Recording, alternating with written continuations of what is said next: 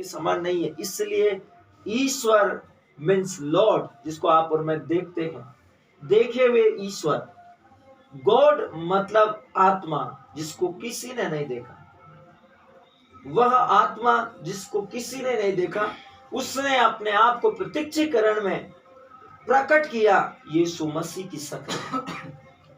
इसलिए यीशु मसीह के विषय में कहा गया वो मनुष्य से उत्पन्न मनुष्य और ईश्वर से उत्पन्न ईश्वर। और जब हम परमेश्वर लगाते हैं तो ईश्वरों के आगे जब परम लग जाता है, उसके आगे कोई ईश्वर नहीं होता है। परम ईश्वर, परमेश्वर, उसके आगे कोई ईश्वर नहीं, उससे बड़ा कोई नहीं। 14वां पद कहता है, अद्भुत काम करने वाला परमेश्वर तू ही है। तूने देश देश के लोगों पर अपनी शक्ति प्रकट की। तूने अपना बाहुबल दिखाया है, अपनी महिमा को प्रदर्शित किया, अपनी सामर्थ्य को प्रकट किया। तूने प्रभु सर्वशक्तिमान यहोवा कोरोना कोविड-19 और विश्व के शासकों को पंगु बना दिया है। वे विफल हो गए, वे निष्फल हो गए, वे सक्सेस नहीं हो पाए अपने प्लान में। 15वें पद में वचन कहता है, तूने अपने भुज बल से अपनी प्रजा याकूब और यूसुफ के वंश को छुड़ा लिया। उसने याकूब और यूसुफ के वंश को, याकूब के वंश, यूसुफ की याकूब के वंश, उसके 12 भाई जिसमें यूसुफ खुद था, जो मिस्र में गुलाम हो गए। और उसके बाद यूसुफ की संतति जो मिस्र में 430 वर्ष गुलाम रहे। परमेश्वर का वचन कहता है, तूने अपने भुज बल से, अपने बाहुबल से, अपने परम प्रिय सेवक मूसा के द्वारा याकूब और यूसुफ के वंश को छुड़ा लिया। 16वें पद में परमेश्वर का वचन कहता है, हे परमेश्वर, समुद्र ने तुझे देखा। क्योंकि जब तू समुद्र के बीच से गुजर रहा था, तब समुद्र दाएं और बाएं निशब्द होकर खड़ा हो गया, सर झुकाकर। समुद्र ने तुझे देखा, समुद्र ने तुझे देखकर समुद्र डर गया, सागर, गहरा सागर भी कांप उठा। मेघों से बड़ी बड़ी वर्षा हुई, आकाश से शब्द हुआ। परमेश्वर का वचन कहता है, मेघों से वर्षा हुई। जिस पल यीशु मसीह ने प्राण त्यागे, सृष्टि कांप रही थी कि अब यहोवा कुछ खतरनाक कदम उठा सकता है।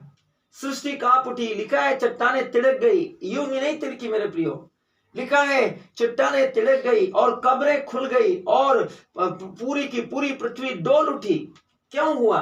क्योंकि वे कांप गई, क्योंकि वे डर गई। परमेश्वर की सामर्थ्य से जैसे गहरा सागर डर गया, मेघों से बड़ी बड़ी वर्षा की बूंदें गिरने लगी। यीशु के प्राण जब बहे, यीशु के जब प्राण छूटे, उस समय आकाश अपने आप को रोक नहीं पाया।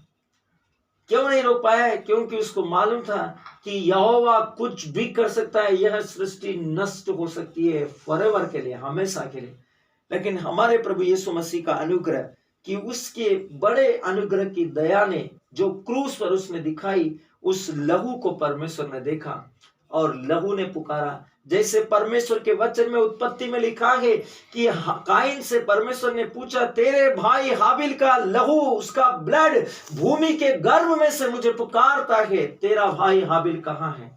वैसे यीशु का लहू पृथ्वी पर जो हम सब के पापों के लिए बहाया गया, सारी मानव जाति के ऊपर दिखाई देता है कि हम सब यीशु मसीह के लहू के द्वारा खरीदे गए हैं।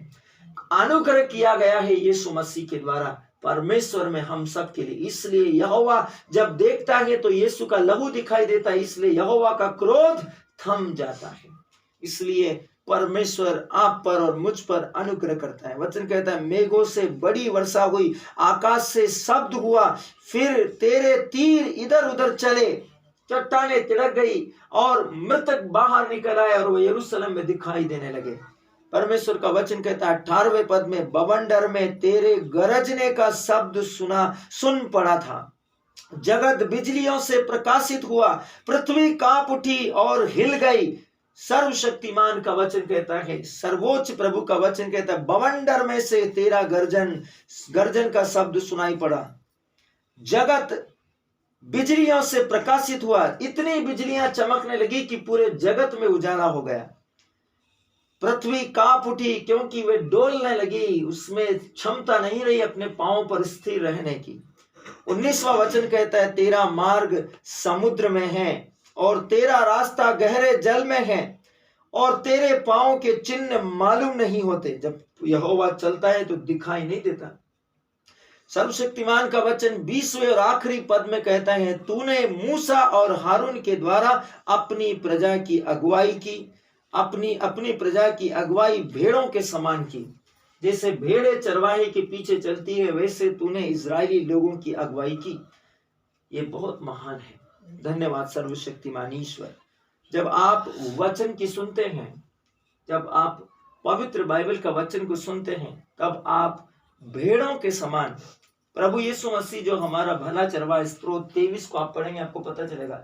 प्रभु यीशु मसीह जो हमारा भला चरवाहा, उसने कहा भला चरवाहा मैं हूं, भला गडरिया अपनी भेड़ों के लिए अपने प्राण तक को देता है, और उसने वो किया। परमेश्वर का वचन कहता है, भेड़े जो मेरी है, जो मेरी कहलाती है, वो मेरी आवाज को सुनती है, वो मेरे शब्द को पहचानती है। इसलिए आपके और मेरे लिए वचन इंपॉर्टेंट है कि आप वचन को जब सुनेंगे तो वचन को आप पहचान लेंगे। वे मेरी आवाज को सुनती है, वे मेरे शब्द को जानती है, वो मेरे चलाने से चलती है और मेरे रोकने से रुक जाती है। आप जब वचन पर ध्यान करते हैं तो आप परमेश्वर के साथ आज्ञाकारिता का जीवन जीते हैं। ये समय है वास्तविक संग्रहता को पढ़ने का।